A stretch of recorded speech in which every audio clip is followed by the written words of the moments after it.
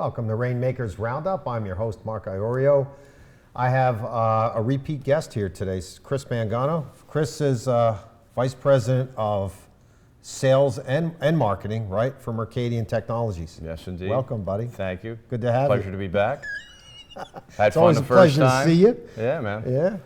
Yeah. We talked a lot about, Mercadien Technologies the last time you were on the show, but I was at a recent Rotary meeting where you presented.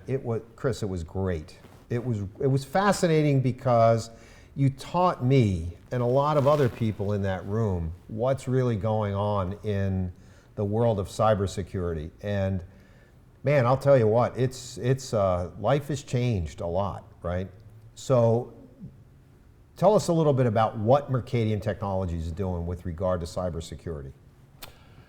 We've developed an entirely independent, separate, what's called a SOC, a Cyber Security Operations Center. So IT as a service has been around for decades, and that's generally referred to as a network operations center, where you have garden variety network engineers that are doing day-to-day maintenance, administration, patch updates, trouble tickets, service, and that's still going on. But the evolution of the cyber threat landscape has created a need for an entirely separate independent division where the certifications, knowledge base, background of the people that are affiliated with that type of service delivery are totally separate from the network engineers doing the day-to-day administration. So a cyber SOC is maintained independently and separately from a network operations center. Okay. There's a lot of attacks going on, cybersecurity attacks going on every day. We're impacted by it. Why is this happening?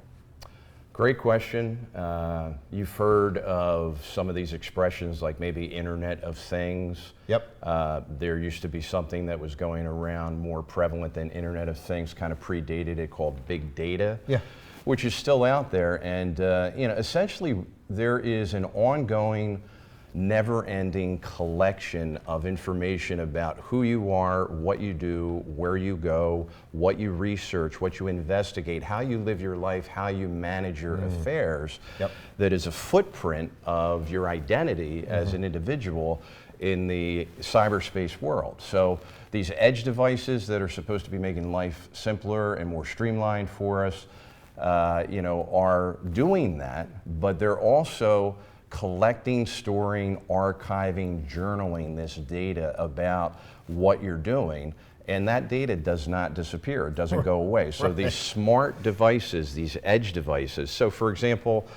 we've gotten to the point where, at home we're watching television and we, are not happy with just pressing buttons to change a channel. Now we want to talk into it. Right. That information is stored. So if you have a favorite actor or a favorite program, you want to research something, every time you talk into that, that information is stored. Okay, there's a reason that's important. There's also Siri on your iPhone. There's OK Google if you're in the world of Android. And anytime you ask that operating system a question and it provides you an answer, it's archived. Right. Okay. Yep. And it's never ending. If Facebook can turn microphones on without your permission, oftentimes when you're even not in the application, we have devices in our homes, smart thermostats, and things that turn our lights on and off, ambient temperature. We have newer cars that record pedal pressure, steering wheel position.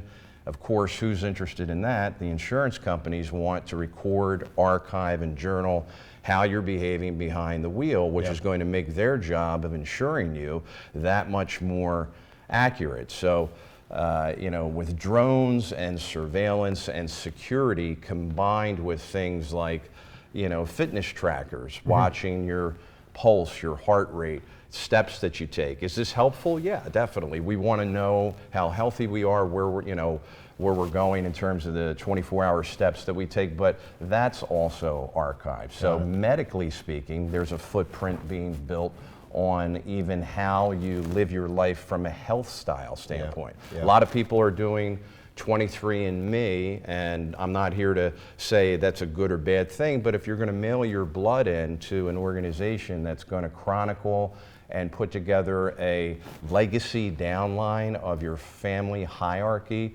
that's also going to reveal not only where you originated from, but any propensity towards particular health issues. Obviously, that's going to be very valuable. Wow. So all this information, you know, is an ongoing, pervasive, never-ending collection of who you are and what you're doing. It's a footprint of your life, okay? Yeah, that is, man, that's fascinating. And it's important because that information, when it is in the hands of the wrong people, the threat actors, the bad actors, what are they doing with this? They're crafting campaigns that are far more targeted to something that you would likely fall victim to. Right. So, you know, a few years ago even, you know, the campaigns were just very silly. I mean, you've inherited $500,000 or $500 million from, you know, a wealthy overseas relative, and we would laugh and delete that. Maybe the grammar was poor, the spelling was bad. It just did not look authentic. Today, the messaging, the terms and conditions, the banner, the enclosure, boundaries, logo, narrative, all very compelling, all very authentic looking, because they know what you're doing, where you're going, and what makes your life tick. So they're sending you something that's relevant to you. Yeah. What are some of the recent breaches that you can talk about? Yeah, well, there are some that date back. WannaCry was huge, probably the most damaging worldwide, into $4 to $5 billion. You know, we have Equifax, which was a breach of 143 million records. A year ago this time, the city of Atlanta fell victim to a ransomware and cyber attack that locked the city's infrastructure down. Currently, right now, all through the month of May and now into June, the city of Baltimore, as we speak, has their entire docket system, court infrastructure, tracking system locked down, and they're trying to recover and come back from that. So 2 years ago, Thanksgiving, San Francisco Metro Transit Authority was locked down, and that was unbelievable. They provide 735,000 rides a day, anywhere from $1 to $2.25 per ride. And IT said, look, don't pay the ransom. We'll go ahead and get us recovered. They were down for the entire Thanksgiving weekend. Wow. The result was between $3 and $4 million in loss. And those are some of the bigger ones, but there are a lot of small organizations. I wanted to ask you about that. You know, municipalities, water authorities, sewer authorities, a lot of government agencies, a lot of healthcare organizations are an ongoing target and threat because historically their boundaries and defense thresholds are underfunded, and threat actors know this, and they have an easier time compromising and getting in to do the damage that they want to do. So this is not just for big companies. No. There are many small organizations that are affected. And when I say small, it could be a 5-person to 100-person organization. We have an incident response division within our CyberSOC that focuses on recovering. And unfortunately, it's at the time when an organization's already been compromised and they're trying to, you know, get themselves back in line, and that's an incident response assignment. And many of them, over the course of the last 12 months, have been with smaller organizations that are facing crippling outcomes, you know, potentially bankruptcy as a result of the disruption. That's horrible. Yeah. We're going to take a quick commercial break. When we come back, I want to know more about, have you talk more about ransomware and what these threat actors really do, Chris, and how they pull money out of these threats. Excellent. We'll be right back after a message from our sponsors. Add us on social media to watch bloopers, behind the scenes footage, previews, and more.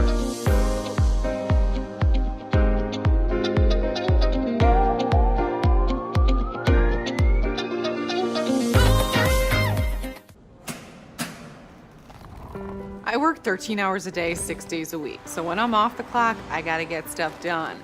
So when I need a snack, I need something healthy, tasty, and easy to eat. Like wonderful pistachios without the shells. They're protein-powered, delicious, and great on the go. And that's perfect for me. Thanks, Liz. A woman without a lot of time. Whether you're a gourmet cook or just want to eat like one, visit Rostelli Market Fresh, your home for the freshest, locally sourced ingredients to please everyone who loves great food. Our organic meats, quality seafood, and free-range poultry are cut fresh to order. Chefs create culinary-inspired prep foods made fresh every day, which pair nicely with our vast selection of fine wines and spirits. Choose from handmade pastas, artisan cheeses, organic produce, and grocery items, all from the finest purveyors. Rostelli Market Fresh, from our family to yours. RVN TV is a platform for people of any industry to share their story. Over 285,000 viewers are tuning in to RVN TV shows monthly. We guarantee a great experience that you'll be sharing with everyone you know while increasing your personal and company's brand awareness. But what is your brand? According to Forbes, it's a combination of your logo, your product, your design and feel, and your personality. Did you know that aside from being a guest, we offer even more opportunity to boost your brand? Adding your company logo and website on screen during your interview will allow viewers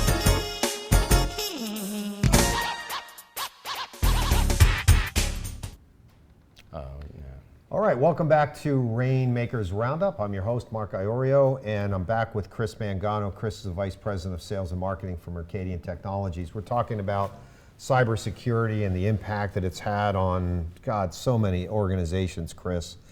You just taught me something in that first segment that I didn't know. We were talking the other day, my dad, my brother, and I were talking about something, and I am not joking. I went to Google to look it up, and it was already there. It was already there. It read your mind. It read my mind. It heard, had the microphone on. Yeah.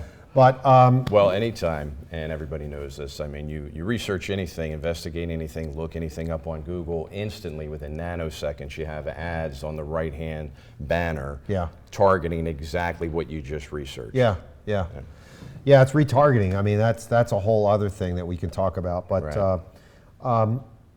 Ransom is only a small part of this whole thing, right? This whole threat out there. One of the really compelling things that you showed us at Rotary in that presentation was how do these actors act with, how do they extract money from organizations? Well, so their motivation is coming two- and threefold. So the ransom generally is not just part of it. It's low-hanging fruit. Many of the smaller organizations that get attacked, they're being asked for a very modest amount to make it a no-brainer, a quick payoff. They know that it's going to be a conversion that they can count on. The city of Atlanta, it was a $73,000 ransom, and it ended up costing the city in the end $12.5 million to pay the ransom, recover the files, harden their environment, modernize their infrastructure to avoid future attacks. So that $12.5 million was more than a third of the city's entire annual IT budget, which is around $35 million.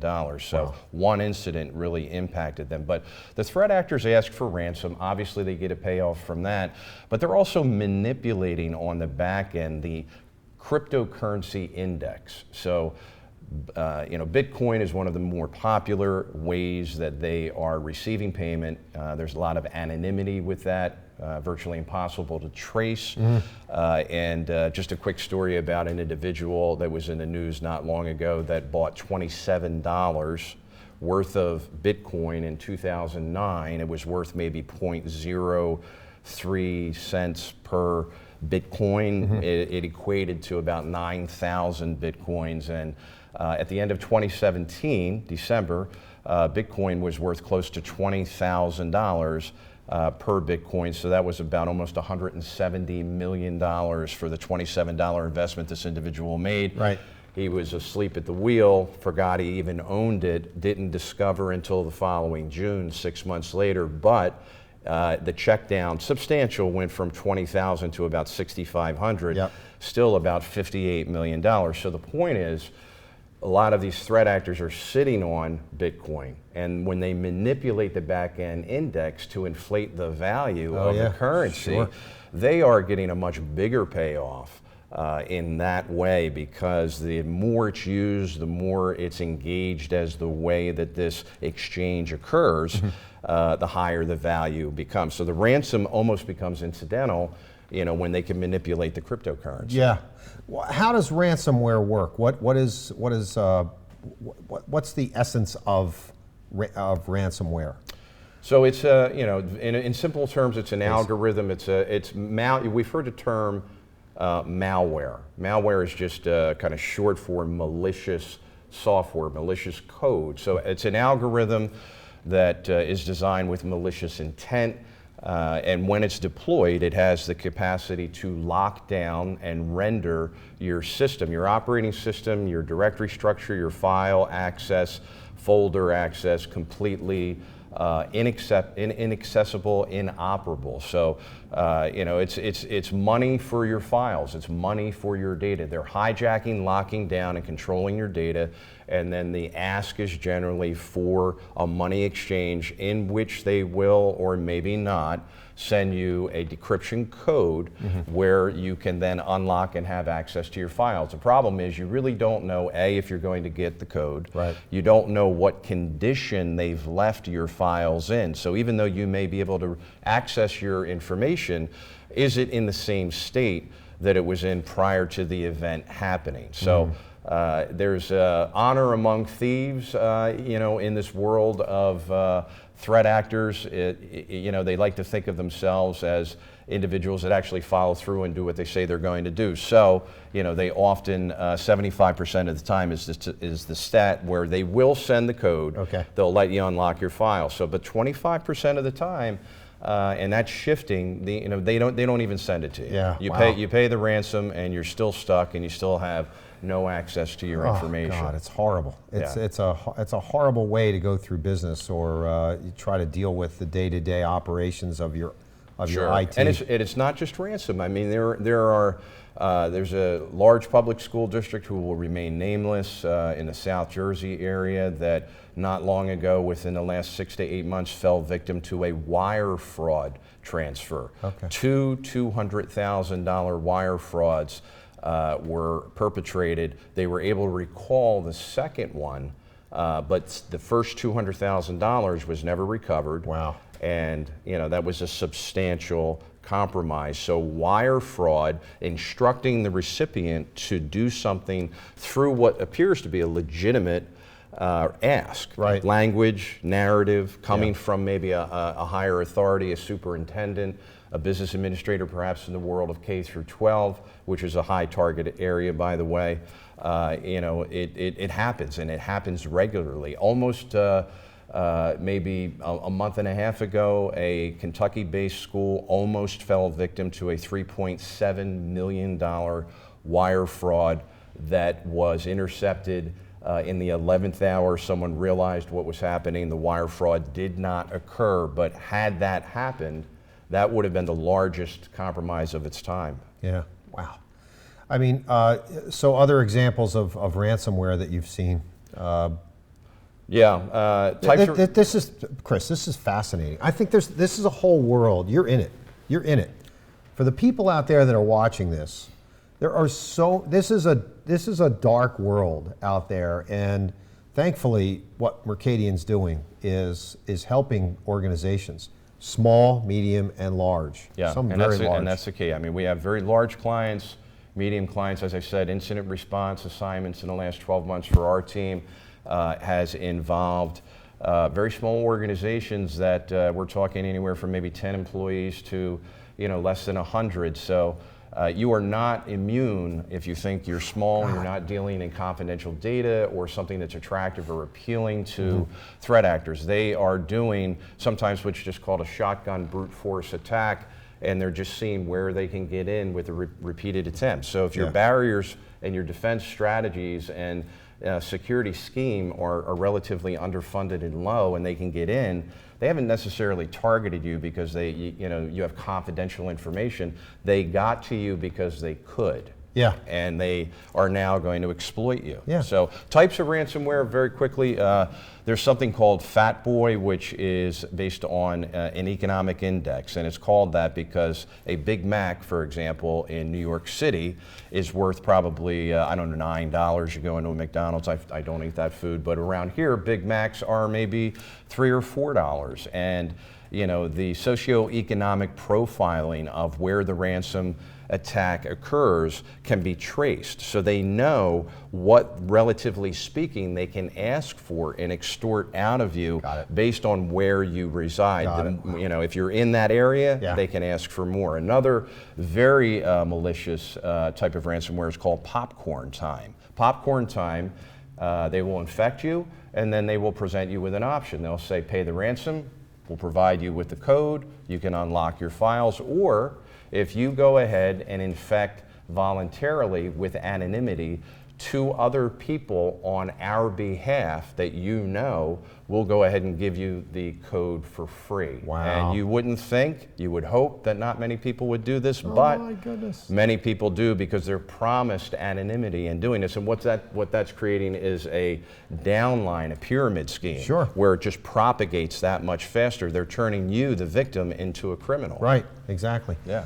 Chris, why does law enforcement have such a tough time catching these threat actors?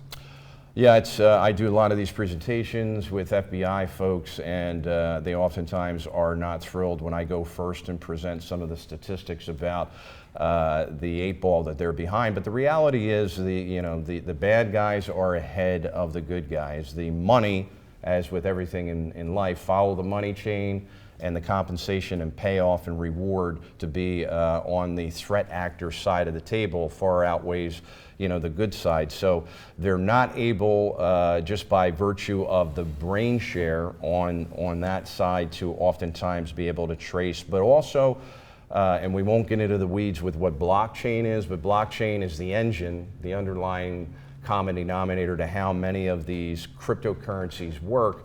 And they ensure, essentially through the way the technology's been engineered, the fact that when eventually your payment to that threat actor reaches them, you have no idea where they reside. Right. It will bounce around the globe, maybe a couple of 100 times to various data centers before the individual who is getting paid actually receives those funds. You have no idea where and how that handoff occurred. Wow. How can businesses better protect themselves, Chris? So, or organizations. Organizations in general. What's happening is compliance and regulation and laws related to this area. The government always does 3 things. They investigate and say, hey, we're going to look into the issue and try to get back to you with an informed position. And when that moves forward into educate, investigate, educate. Now we're going to tell you what we think you should be doing. When all else fails, the next entry is regulate. So investigate, educate, regulate, and regulations are increasing in every market, every sector that you can think of. Right now in New York State, Governor Cuomo 2 years ago passed a regulation for cyber threat management. It's a protocol now mandated that if you are an organization that reports to the Department of Financial Services, which there are many charitable foundations, many government institutions, insurance companies, credit unions, banks, wirehouses of all sizes all report to the DFS. It's no longer recommended but required that you have a risk assessment. Yeah, wow. So the answer is organizations of all sizes, small, medium, and large, are engaging in the exercise of performing a risk assessment, not a generic garden variety IT review, but a cybersecurity risk assessment that is looking at your threat posture at a different level, using the people that I referred to at the beginning of the conversation in a cyber SOC that will produce a report, a gap analysis to show you where you are today, where you need to be tomorrow, and the best way to get there to protect yourself. And there's no silver bullet. You're not going to be able to protect yourself from all instances, but taking the time to do the due diligence and close the gap and enter into a risk assessment is the type of thing that if you are compromised and there's a breach on your watch and personal identifiable information is leaked, you have a fallback position where you can say you did your due diligence, you made best effort to close the gap. If you don't do that and there's a breach on your watch, this is where many of the fines that are being created by the government are going to be levied, and they're crippling in some cases. What's driving your passion to be in this business? It's an industry I've been in from the beginning of my adult working career. I've gone through an evolution of early generation computer hardware, selling, installing, configuring, supporting service contracts on older computers, and that evolved into network technology, file and print sharing, and of course that evolved into the internet and email and global communication. And where we are today is absolutely the Wild West as it relates to the lack of controls that are present within the world of the internet. So the threat actors and these people that are doing the work that they're doing, this is literally an international coordinated criminal syndicate that is attracting from a career standpoint people entering into it saying, this is what I'm going to do for a living. I'm going to be a threat actor. So, my passion just comes from the time invested watching the changes occur and the things develop and advance through the years. And where it is today is more fascinating than it's ever been, because of what I just described. You've been great. You've been terrific with this. You're knowledgeable. This is fascinating to me, and I hope to our audience. If you would just tell everyone in that camera how to get in touch with Chris Mangano and Mercadien. So Mercadien Technologies, Chris Mangano, my direct dial is 609-689-2339, and my email is cmangano@Mercadien, MERCADIEN.com.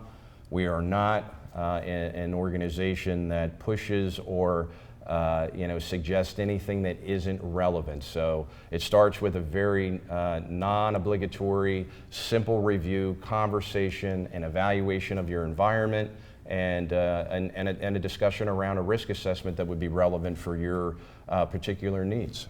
Chris, thank you. Thanks. It was great. Thanks, Mark. Mercadien's outstanding. Chris is fantastic. Please give him a call. Reach out to him. You won't be sorry. It's something you have to do for your business or your organization. Ladies and gentlemen, that is a wrap for Rainmakers Roundup. Thanks for joining us here on RVN TV. Have a wonderful and safe week, everyone. See you next week.